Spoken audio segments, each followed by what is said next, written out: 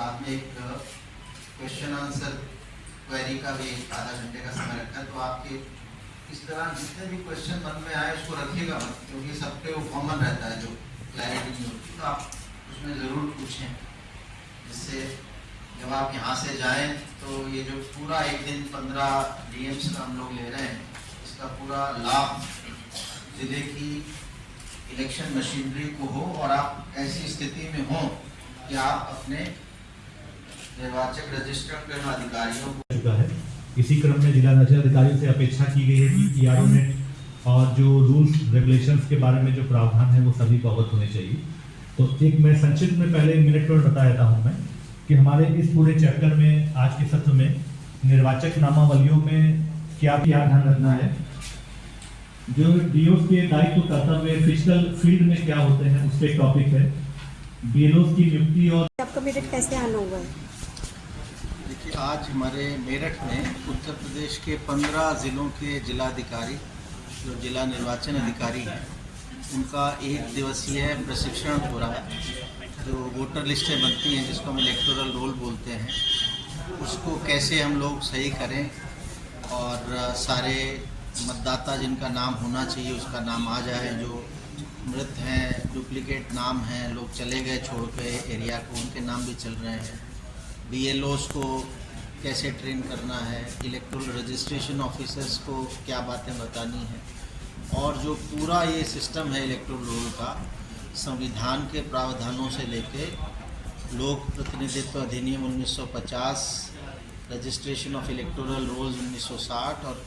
Commission के जो अलग अलग मैनुअल हैं, इंस्ट्रक्शंस हैं, उसके बारे में हमने पूरे दिन में हमारे 5-6 सेशंस हैं, इसके माध्यम से इनको विस्तार से हमने बताया है। और इसके अलावा जो पूरा हमारा वोटर लिस्ट बनता है वो ERO नेट करके एक नेटवर्क बना हुआ है, सिस्टम है, डेटाबेस है, जिसमें ये सब लोग नाम बढ़ाना, कटाना, रिपोर्ट्स जाती हैं, उसको अच्छे से कैसे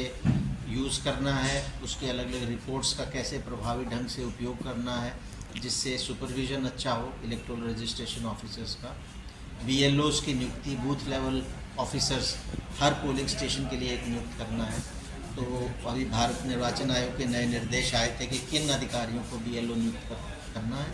उसके हिसाब से हमने नियुक्ति करा रहे हैं, उसका समीक्षा कर रहे हैं। और BLO से लेके उसके बाद BLO सुपरवाइज़र, सहायक रजिस्ट्रीकरण अधिकारी, रजिस्ट्रीकरण अधिकारी, डेप्टी डिस्ट्रिक्ट इलेक्शन ऑफिसर जो ज़्यादातर जगह ADMs हैं, और डिस्ट्रिक्ट इलेक्शन ऑफिसर जो जिला मजिस्ट्रेट हैं।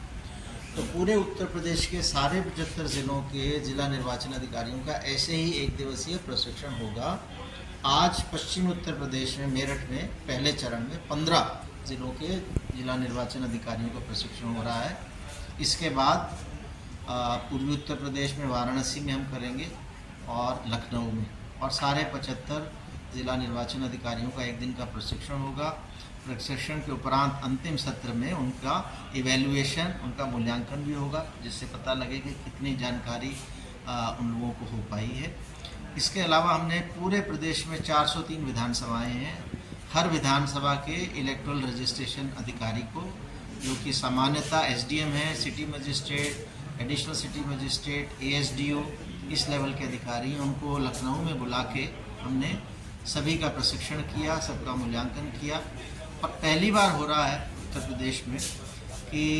इलेक्शन पीरियड के अलावा वोटर लिस्टों को लेकर इतना सघन प्रशिक्षण,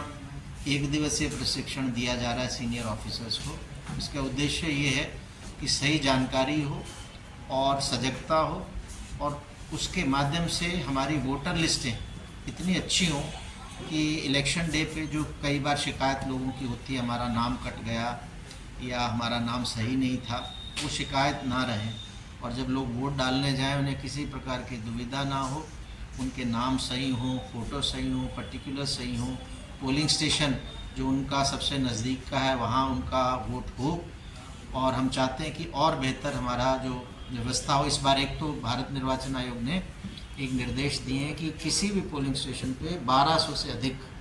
वोटर नहीं रहेंगे। जो पिछला इलेक्शन हुआ था लोकसभा 2024 का, उसमें मानक था 1500 वोटर्स का। तो इस निर्देश की वजह से पूरे उत्तर प्रदेश में लगभग 12% हमारे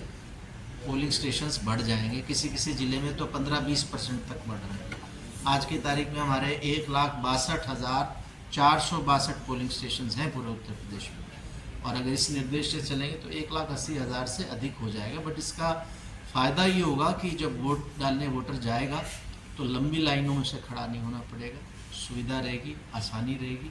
साथ ही साथ सारे पोलिंग स्टेशंस पे हम अश्योर्ड मिनिमम फैसिलिटी सुनिश्चित कर रहे हैं 7 तरह की, जिसमें पीने का पानी, महिला पुरुष का सेपरेट शौचालय, पर्याप्त लाइटिंग, साइनेज, विकलांग अपनी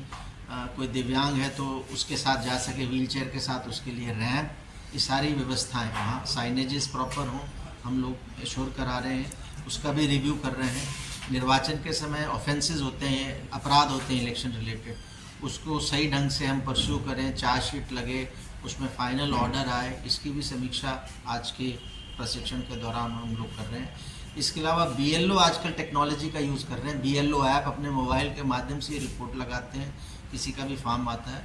सो आज के प्रशिक्षण में ज़िला निर्वाचन अधिकारियों को BLO ऐप कैसे वर्क कर रही है, कैसे BLO को सही ढंग से उपयोग करना चाहिए, क्या क्या कमियां हमारे फॉर्म्स में अभी तक आई, वो सब भी उनको बताया है। और हमें विश्वास है कि इस जो प्रशिक्षण पूरा हमारे 3 चरणों में समाप्त होगा